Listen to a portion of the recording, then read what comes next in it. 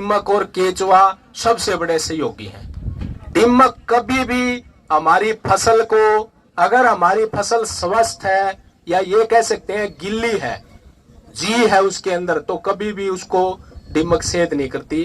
दीमक हमेशा सूखी चीज के ऊपर आएगी। सेलुलोज इसका मुख्य भोजन होता है, सूखी लकड़ी है, कागज है, कुछ भी सूखा, और उसको तुरंत एक फैक्ट्री की तरह, क्योंकि दीमक पूरे बड़े बड़े घरों के अंदर बहुत ज्यादा पॉपुलेशन में, जैसे हमारे गांव कबीले शहर बसे हैं, ऐसे ही दीमक बसती है जमीन में, और उसको बिल्कुल हफ्तों में, महीनों में नहीं, दिनों के अंदर उसको खा के और उसको खाद का रूप दे देती है, जो हमारी जमीन की उपजाऊ शक्ति को बढ़ाता है। अब बात आ गई इसके प्रबंधन की, क्योंकि हमारे दिमाग में एक चीज जुड़ गई, दीमक देखते ही भाई हमने इसका प्रबंधन करना है।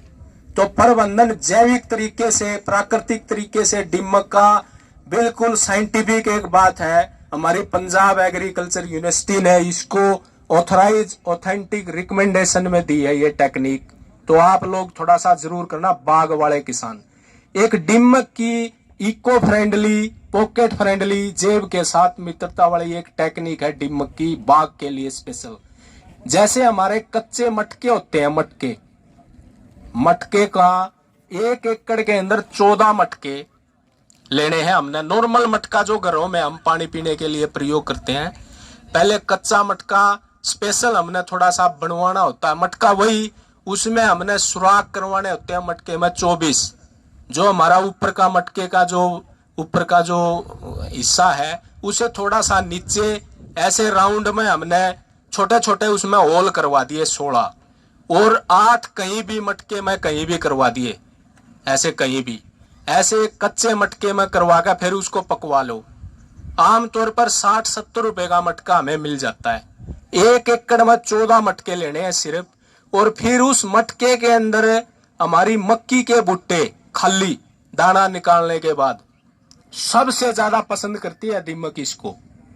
मक्की का जो भुट्टा होता है खाली सूखा हुआ, उस मटके के अंदर भर दो, और उस मटके के अंदर भुट्टे भर के ऊपर से मटके को ढक दो किसी भी कपन से, और बाग में 14 जैसे मैंने मटके बताया, ऐसे अलग अलग जगह 1 एकड़ में उनको गाड़ दो। इस लेवल पे गाड़ना, मटके का ऊपर का सिरा थोड़ा सा ऊपर रहे, ताकि उसमें कोई बारिश आ जाए या पानी आ जाए, पानी ना जाए, थोड़ा सा ऊपर रहना चाहिए जमीन की सतह से। ऐसे आप देखोगे 3 दिन के अंदर इतना जबरदस्त ट्रैप है, प्रैक्टिकल मैंने करवा के देखा हुआ है। ये टेक्निक मैंने पढ़ी थी, रिकमेंडेशन में है ये पंजाब एग्रीकल्चर यूनिवर्सिटी की, और मैंने रोहतक में किसान के खेत में करा के देखा। अगर आपके खेत में दीमक है तो 3 दिन के अंदर मटके के अंदर दीमक आ जाएगी, और 20 दिन के अंदर पूरा भर जाएगा। पूरी की पूरी मक्के की जो भुट्टे थे खाली, उनकी मिट्टी बना देगी। लगभग एक मटके के अंदर 1 लाख के आसपास जो दीमक के अडल्ट है ना, वो आ जाते हैं। ऐसे 14 मटके हमने डालने हैं। फिर 20 दिन के बाद उन मटकों को निकालो।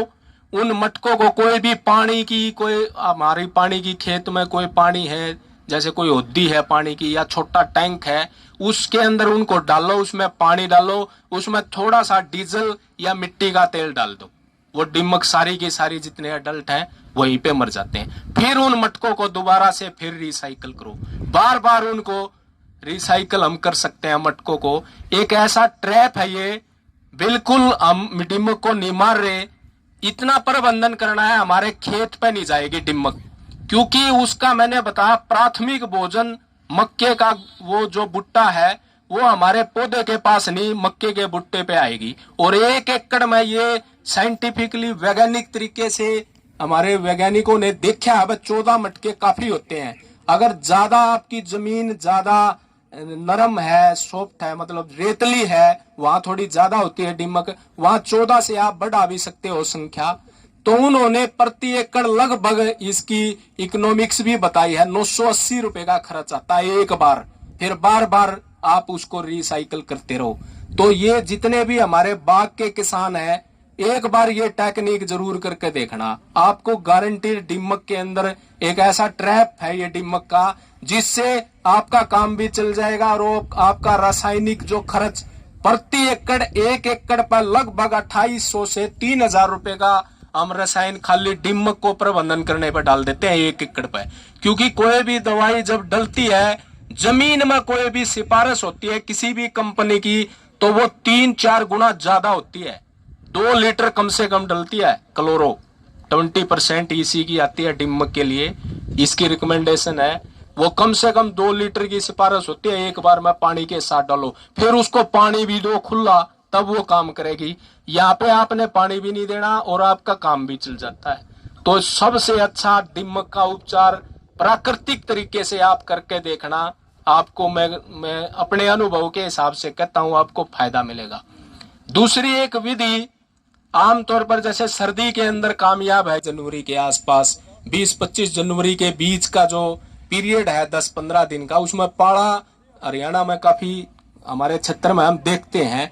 और लगभग पाला तो ऐसा होता है, एक दिन भी अगर गिर जाए, एक दिन में भी अपना असर दे जाता है। फसल कोई भी हो, लगभग हर फसल पर नुकसान करता है। और बागवानी की फसलों की बात करूं तो ये काफी थोड़ी सी नाजुक होती है, सब्जियां खासकर इनमें काफी नुकसान करता है। हमारे बाग में, हमारे पपीते में और केले में सबसे ज्यादा नुकसान करता है। बाकी अमरूद वगैरह, नींबू वगैरह ये थोड़े से सख्त है, ये थोड़ा सहन कर जाते हैं पाले को। तो पाले से प्राकृतिक विधि से, वैसे तो विभाग की एक बहुत अच्छी टेक्निक भी है सब्जियों के लिए, तो वो डॉक्टर दीपक ने आपको बताया भी था, एक टनल, लो टनल की एक टेक्निक है हमारे विभाग की, उससे भी हम बचा सकते हैं। लेकिन क्योंकि बात प्राकृतिक खेती की है, आज का विषय यही है हमारा, तो ऐसे विकल्प पे हम बात करें भाई जिसमें हमने बाजार से कोई चीज ना लेनी पड़े। तो पाले से बचाने के लिए ये भी एक किसान की एक टेक्निक है, बिल्कुल अच्छे रिजल्ट देती है, मिट्टी का स्प्रे। मिट्टी का स्प्रे कैसे करना है, एक 5 फीट का गड्ढा खोदना है हमने कस्सी से, अपने ही खेत में, कहीं नहीं खोदना। वो गड्ढा इतना खोदना है हम आराम से गड्ढे के अंदर खड़े हो जाएं, और फिर उस गड्ढे से ऊपर से नीचे तक ऐसे कस्सी से, दरेसी से हमने मिट्टी उतारनी है 2 किलो, ऊपर से नीचे तक जाए वो। और उसको एक ड्राम लेना 200 लीटर का, 200 लीटर ड्राम में 2 किलो मिट्टी डाल दो, और उसके अंदर ना 2 नहीं सॉरी 10 किलो मिट्टी लेनी है हमने। 200 लीटर के ड्राम में 10 किलो मिट्टी डाल दो और 2 किलो गुड़ मिला दो। 2-3 दिन उसको ऐसे ही रहने दो, फिर हिला के उसका स्प्रे कर दो, किसी भी फसल पे कर दो।